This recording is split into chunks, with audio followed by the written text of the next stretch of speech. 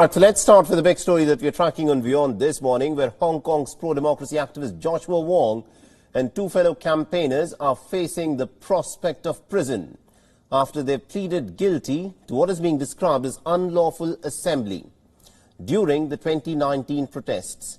Now, they're set to be sentenced today.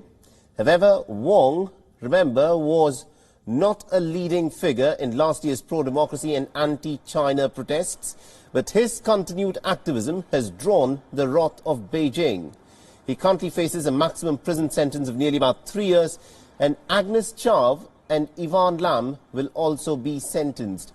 The Chow was recently named in the BBC's 100 Women for the year 2020, a list that celebrates women who've led change or who've made a difference.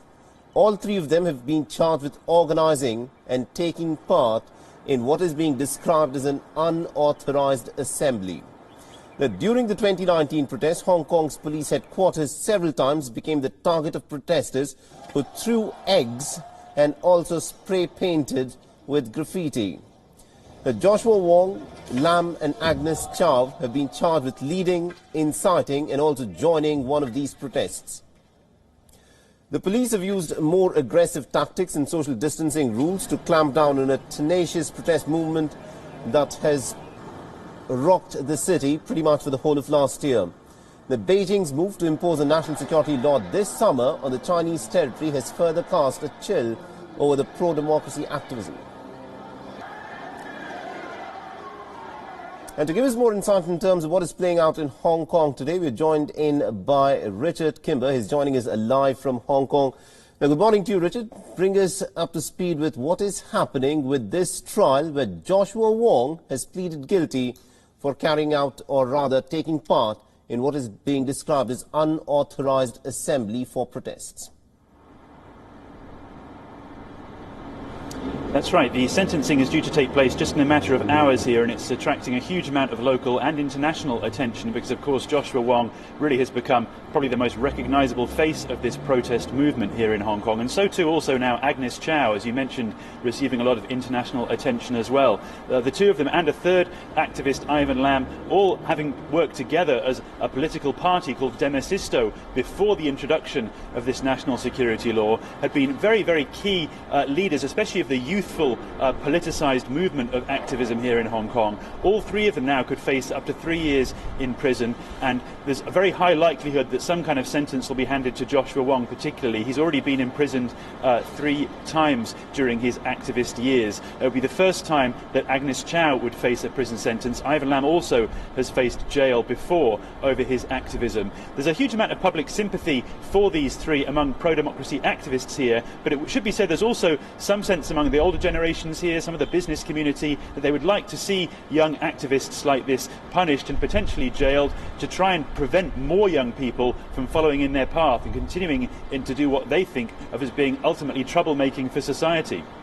Now, at this point of time, what are the charges that are being levelled? Is it just that he was someone who was a part of the protests that the Hong Kong administration is now described to be unlawful, and is he being charged in the controversial security law that's been introduced in Beijing?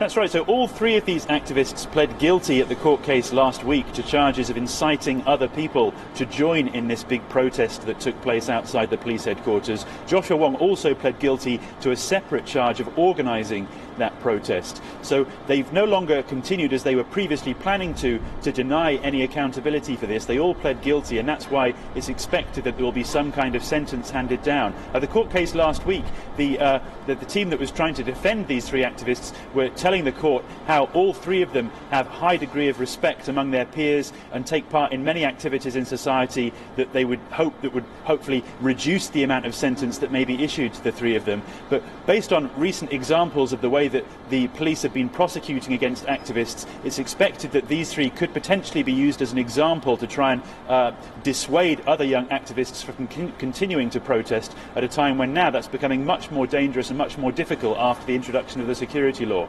Absolutely indeed, Richard. And just before we let you go, does this now officially mean that it would be virtually impossible to carry out any kind of protest in Hong Kong from here on, and any pro-democracy activists will be watching this trial very closely would now be completely discouraged with the response of the Hong Kong administration? Well, to answer the first part, I mean, it's important to understand that throughout all of last year's protests, there were still regular applications being put in by pro-democracy groups to get permission to hold large rallies, and that's basically now been denied. There has not been authorization from the police to hold any kind of large protest event all year, especially since the introduction of this national security law. So in simple terms, no, it's unlikely that there will be any large rallies or protests, anything like that which we saw last year, taking place again. As regards to other young activists, what's really happened since the introduction of the security law in June is that many of the most prominent activists, other than Joshua Wong, have actually left Hong Kong and are no longer here at all. They're continuing to lobby overseas in countries that have received them as political asylum seekers. So without Joshua Wong now spearheading the activism campaign, if he does indeed end up being sentenced to jail time, it does seem fairly unlikely that there will be any kind of proactive efforts by young people here to continue the momentum that they garnered last year.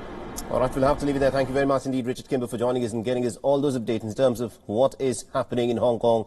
We'll, of course, come back to you once we have more details on the story.